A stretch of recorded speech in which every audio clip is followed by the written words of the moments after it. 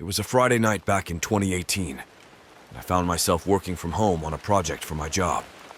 I was determined to wrap it up and enjoy a worry-free weekend. By around 10 p.m., after already putting in a full day's work, fatigue was setting in. Despite my efforts, I kept getting distracted and losing focus. Feeling the need to shake off the exhaustion, I stood up to stretch my legs. As I paced around the room, I noticed a movement outside the window opposite my desk. Perched on the second story of my house, the window overlooked the front area near the garage and porch. Initially, I dismissed it as a figment of my imagination, but a second glance revealed a shadow lingering over the sidewalk leading to the porch. Curiosity piqued. I left my office and descended the stairs. Leaning against the front door, I peered through the peephole. A man, approximately 40 years old with a bald head and a scruffy gray beard, stood there. Strangely, he made no attempt to knock, ring the doorbell, or make any noise. The eerie part was that I had no idea how long he'd been standing there, unnoticed until now. Seeking answers, I opened the door and confronted him. To my surprise, the man didn't flinch. His expression remained cold and devoid of emotion. "What are you doing here?" I questioned sternly, but he offered no response. His gaze shifted past me down the hallway inside my home. Concerned, I closed the door firmly, insisting that he leave. His bizarre behavior left me both unsettled and frustrated. Ignoring my words, he stood there motionless. Finally, he walked off the porch, and I breathed a sigh of relief. Returning to my office, I attempted to refocus on my work. However, about 5 minutes later, a sudden, forceful knock echoed through the house. I rushed to the front door, flinging it open with the intention of confronting the man. However, the sight before me instantly transformed my anger into fear. His eyes held an unsettling intensity, and he stood holding something at his side, seemingly attempting to conceal it.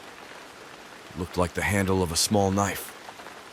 In a panic, I slammed the door shut, desperately locking it as he pounded on it from the other side.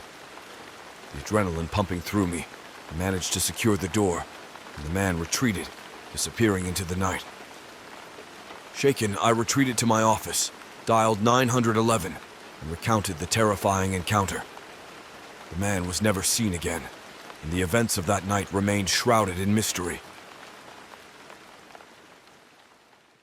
Last winter, I embarked on a journey to visit some college friends. The road trip spanned 18 hours, divided into 2 9-hour stretches, with overnight stays at Airbnbs. The drive to my friends went smoothly, but I opted for a different Airbnb on the way back, just for a change of scenery. Unexpected heavy snow caused delays, pushing my arrival in a very small town to 9 p.m. The town, already known for its diminutive size, lacked major towns or cities midway through the 18-hour drive. The final Airbnb, nestled in an even smaller town, featured only a handful of stores along the road, surrounded by houses scattered far apart. Upon reaching my Airbnb, I noticed its modernized exterior, with cabin-style touches that seemed a bit out of place compared to the neighboring houses.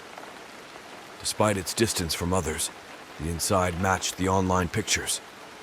I explored the rooms, settled my belongings in the bedroom, and went out to the living area. As I sat down and picked up the remote, a tapping noise startled me from behind. Turning around, I spotted a disheveled woman tapping on the window.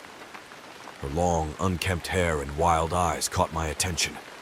After gesturing towards the front door, she walked away. Intrigued yet wary, I approached the door, expecting a harmless encounter. Cracking the door open, I listened as she explained she needed help, claiming she lost something in the road. Peering outside, the poorly lit surroundings made it impossible to see anything. Politely declining, I closed the door, only to hear her repeat the same plea, almost verbatim. Feeling uneasy, I stood my ground, expressing my inability to assist, and closed the door once again. Uncertain whether she was just eccentric or if something else was at play, I returned to the couch. The strange encounter lingered in my mind, but I managed to relax and watch TV until 11 o'clock before retiring to bed.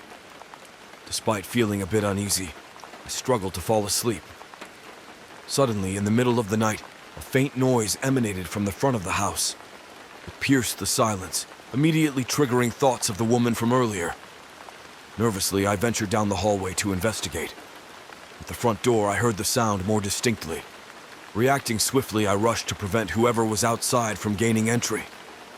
Pressing my weight against the door, a mysterious force on the other side resisted. For a moment, it felt like they might overpower me, but after a brief struggle, they relented and sprinted down the driveway. Locking the door, I hastened to the window, attempting to catch a glimpse of the intruder, but they vanished into the darkness. Assessing my options, I grabbed my belongings, headed to my car, and drove away. I felt a strong urge to leave the unsettling house, skeptical of finding assistance from the local police in such a small town.